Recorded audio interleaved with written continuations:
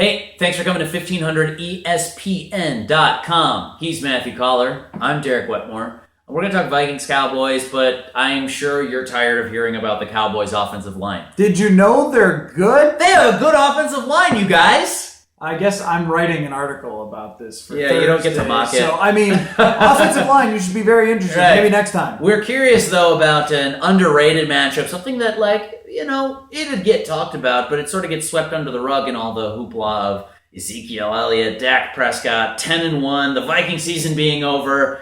But hold on a second. It's not over yet. It's not over yet. And in fact, I'm picking the Vikings to win. I don't see many people around town doing that. Oh, good for you. Yeah, I know. Can I have like a parade or you're that cupcakes? You're that person, huh? Yeah, looking forward to it. The underrated matchup that you guys should know about, if you don't already, Xavier Rhodes versus Dez Bryant, one of the best receivers in the league. That it sounds like, I haven't followed the Cowboys team that closely because I'm covering the Vikings, but I'm not hearing Dez Bryant mentioned quite as much as some of the other top receivers in the league. Maybe because of the team that surrounds him, but you say, Matthew, that's a matchup to watch on Thursday night. Real quick before I get to that, though. Are you going to make fun of me again? Yes. Come on. If the Cowboys win, if the Vikings win over the Cowboys. I'm not going to celebrate it. I won't say a word. Okay, that's all I was interested in. No. If you're going to go around going, hey, I said they win. No. You guys should have listened to me. I was out there saying. Picking games and taking names. Nope, that's not me. Okay. Xavier Rhodes against Dez Bryant should be a fantastic matchup because you have one of the most dominant wide receivers in the league who is physical but also volatile. In a way, he's like Odell Beckham in that you can get him off his game, you can get under his skin. Josh Norman clearly did that last week on Thanksgiving Day, although Dez won that battle against Josh Norman. And then Josh Norman made up things that Dez said. So I guess Dez is maybe better at it than Odell Beckham You're saying he's that guy. Yeah, Josh Norman is that guy. But Dez will get into it with you. And the difference between him and someone like Odell Beckham when going against Xavier Rhodes is that he is a physical monster. He is so big and so strong, where Odell Beckham is nifty and extremely explosive and can catch anything. He can rise way up. Dez is a beast. So it's kind of like a mix between a guy who is like Kelvin Benjamin, just that big, strong guy, and then someone like Odell Beckham, where Bryant, among the elite wide receivers, is somewhere in between. Sure. And then also has that sort of fire to him as well. And Xavier Rhodes has risen his play this year, in my opinion, to being one of the best cornerbacks in the league. That's what I was going to ask you, is because Xavier plays that way. That seems to be, to me anyways, we didn't know he was that fast until the interception return. I've never seen him run that fast on the 100-yard kick 22 return. miles an hour. That was crazy. Faster than Cordero Patterson in the open field. Which is 21 miles an hour faster than me. That's right, which is shocking. But I will say that Xavier Rhodes, so the speed is part of the thing, but you watch his game, and the thing that stands out to you is the strength. The fact that he can push a guy off the line and that he kind of knows the pressure points too, where he's going to jab a guy, not necessarily in the center of the chest because he's probably losing that matchup, push a guy's shoulder pads and make him sort of like come off the line weird and askew. I feel like that skill set that Dez Bryant has, it's probably going to lead to some success on Thursday, that at least Xavier Rhodes matches up fairly well against that skill set. Rhodes has a really good understanding of who he's going against. That's what's really stuck out to me from talking with him on a week-to-week basis about the number one wide receivers is that he doesn't just sort of tell you something generic. He really, from talking to him, has a clear understanding of what his target is going to do and how he has to stop them. And then it's about going out and executing that, which he's extremely good at from what we've seen this year. And that matchup, this one actually might be tougher than the Beckham. This might be the toughest matchup that Xavier faces all year, especially since he's going to have to be involved in the run stopping very much. The corners and safeties are going to play a big role because they have to get up and make plays in the run game because you know that the offensive line, which you'll really want to read that piece about. It's going to be great. I can't wait for it. That offensive line is going to push the defensive line back. They're just that good. So if you don't have playmakers in the run defense, then you're going to be in trouble, and Ezekiel Elliott's going to run all day.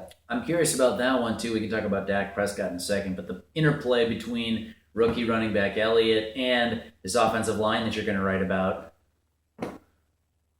That you're looking forward to reading about. Can't wait. Yes. 1500ESPN.com is going to be a must-read later this week. That's the website. When that comes It'll be right in the middle. When that comes out. Click. Okay, so there are some people that say... And on your mobile device...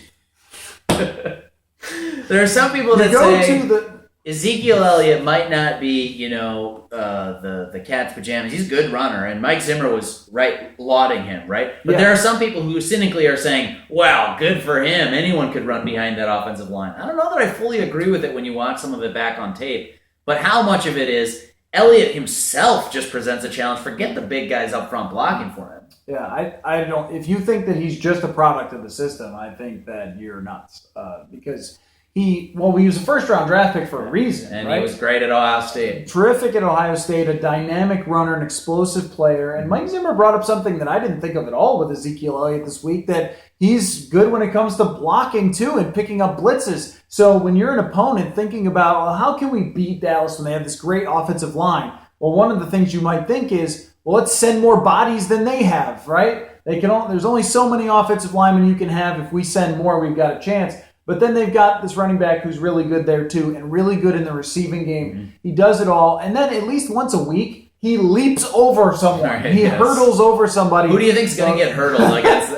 I'm guessing Sendejo. I was going to say Sendejo. I'm going to have to change now because you said Captain Munnerlin. He's a little shorter. He could stand straight up. Sorry, Captain. That's so mean. He's such a good person. Ezekiel Elliott will be like Vince Carter, though, in the Olympics. Rise up. Well, that's the thing, is that he is such an incredible athlete that he's going to be tough to stop no matter what. Yeah, even with the big guys blocking up front, which you can read about later on 1500. Where? Yeah. 1500 ESPN. Final question, and it's a good place to read. I'm going to let you go so you can work on your offensive line article, apparently. But the part of the equation that's kind of hard for me to pin down, just because it seems like it's been evolving all year, really. Romo, does he come back? And then but this Dak guy, he's kind of holding on, he's kind of playing well, and at least for now, he's holding off Romo. Well, okay, Romo's healthy, and Dak's the man, because he continues to show it. What's been most impressive to you about Dak's rookie season and why he might present a challenge to the Vikings this week too? I think what's been most impressive is that he can do it for the Dallas Cowboys.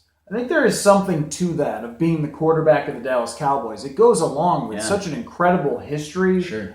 Troy Aikman and Roger Staubach. And if you're the quarterback of the Dallas Cowboys, it brings a different type of pressure than it would if you're just a regular quarterback for even the Vikings. It's just a different kind of thing. It's one of the most popular teams in America. It's the biggest, coolest, awesomest stadium with an owner who is like this overlord old dude. Yeah. I mean, all of these things that go into it to stay calm, to get through tough times, to not melt down. And then, oh, by the way, there's a really, really good quarterback right behind you who's had a ton of success in the NFL, put up great borderline Hall of Fame numbers in Tony Romo, and he's just waiting to come back. And if you feel like if you play one bad game, that he's just going to take your job. And the fact that Prescott has been able to handle all of that, offensive line or no, weapons or no, I don't care. I mean, I think a lot of people fold in that situation. And when we asked on a conference call to Dak Prescott, like, how is it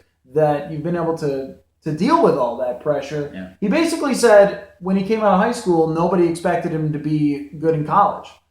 And no one expected his university, Mississippi State, right? Yeah, Mississippi State. No one expected Mississippi State to ever reach number one.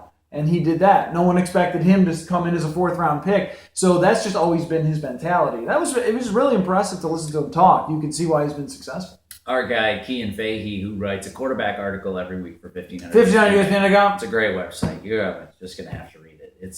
I told you, must read. Kean basically said, of the past two quarterbacks the Vikings have faced, Carson Palmer, Matthew Stafford, not really a lot of similarities between Dak, but that Dak, if you're comparing him with a runner, it'd be Matt Stafford. And Stafford picked up some big first downs on third and long against the Vikings. Prescott presents a similar challenge. Not that I'm necessarily calling him a mobile quarterback, but he's what I like to call like a mobile enough quarterback. Yeah. That if you give him the running lane, he's going to beat you that way too. And the difference between he and Stafford seems like he's a little bit like bulkier. Like he'd be tougher to bring down. And maybe this is just my untrained eyes, Matthew, but in the past 4 or 5 weeks, I don't think the Vikings defense has been as solid tackling as they were in their first 5 weeks when they were so dominant. Yeah. That might become an issue for them too when you're not only talking about Dez Bryant and Ezekiel Elliott trying to bring those guys down. If you can't contain Dak Prescott out of the backfield too, man, the The Vikings defense definitely has their hands full on Thursday. Yeah, I agree with everything you said there, and I think that's one of the must-watch things is the Vikings love to get pressure with their front four. They love to put their defensive ends out wide, but that creates room for quarterbacks to run, and we saw it with Matthew Stafford. And it's one of the reasons that I would say this matchup I think is going to be a little too much for the Vikings. Okay. I'm not going to be that guy. Yeah, you're picking against them. The person who's in everybody's friend group who's like, guys, you just don't. We all have him. Right, and you get to be that person. I will not bring it up after they prove me right on Thursday. I'm going to bet that you will. No, I won't say a word. Somebody else will. I promise. Oh, somebody else will and say, hey, remember that Derek guy? He brought that up, didn't he? I'm going to retweet the hell out of it. You better believe that. You've got to take some credit.